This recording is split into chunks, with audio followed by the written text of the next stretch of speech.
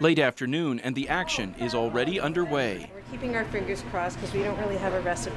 Don't let the modesty fool you. Cooking dinners by the dozen, these people know exactly what they're doing. They are themselves the key ingredients to Out of the Cold, a volunteer program trying to ease one of Toronto's saddest sights, easily found at the foot of its skyscrapers. A growing homeless population struggling to survive winter's worst. Any idea so many people needed help? That was somewhat of a revelation, because we see the people in the street, you know, the begging and whatnot, and you think there's those few. But when you open these doors and you see the lineup of people waiting to get in, this is what is so astonishing. How are you tonight? So each night from November till May, volunteers open up the basements of churches, temples, and synagogues. Different rooms every night, often kilometers apart. Somehow, the homeless find their way, and the rooms fill up with people looking for shelter and food. Actually, at this Out of the Cold program, it's like you're sitting in an expensive restaurant. They come and serve you. You don't stand up in line like it's a soup kitchen. They walk around, they talk to you, they make you feel as if you're someone. Some can't stay awake even to eat. Others watch TV or have cuts and bruises treated in a makeshift nursing station. So on a very immediate level, yes, we are saving people's lives. By 8 o'clock, 80 people have been drawn out of a cold, windy, and snowy Toronto night. And if all of that in there looks like a well-run machine, that's because organizers have had plenty of time to practice. The Out of the Cold program has been running in Toronto for more than 15 years. This is where Out of the Cold was born, at St. Michael's College, one of Toronto's oldest private schools. Just about here, I guess. This would be where George would stay. Starting with a nun and a man she knew only by the name George. She taught here, he lived here. It's kind of sheltered, and there's trees. And Sister Susan Mary Moran and some of her students gave him food, tried to make sure he was okay. Our eyes met, and I said to myself, oh, what a sensitive soul. And then the next day, he was beaten up.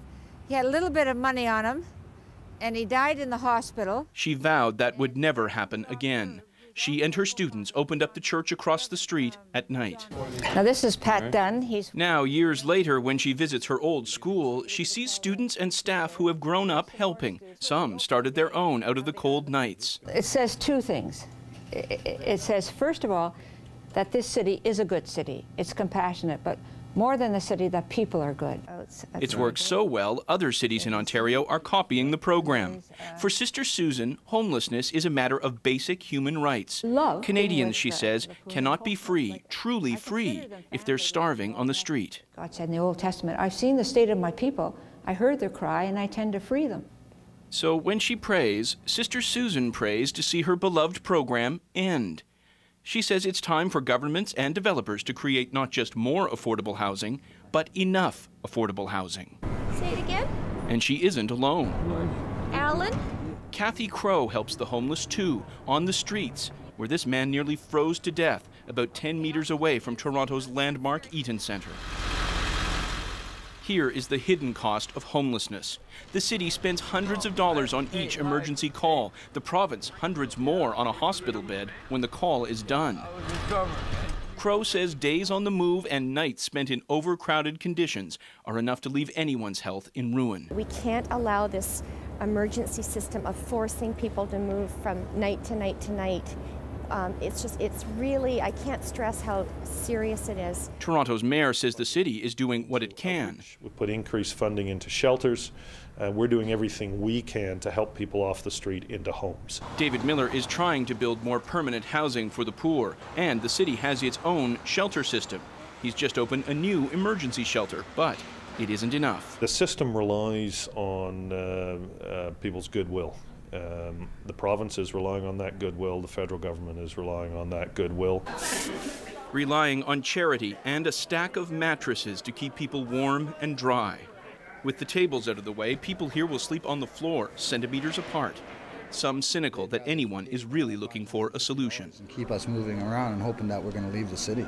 But I'll tell you, I mean, like, I know these people. They're not going to leave the city. I know the people that have been out here for the last 5 years, and we're not going nowhere. We're going to stay. Out of the cold, for now. James Murray, CBC News, Toronto. If you want to find out more about the Out of the Cold program, go to its website, www.ootc.ca. You can find out where to volunteer or make a donation.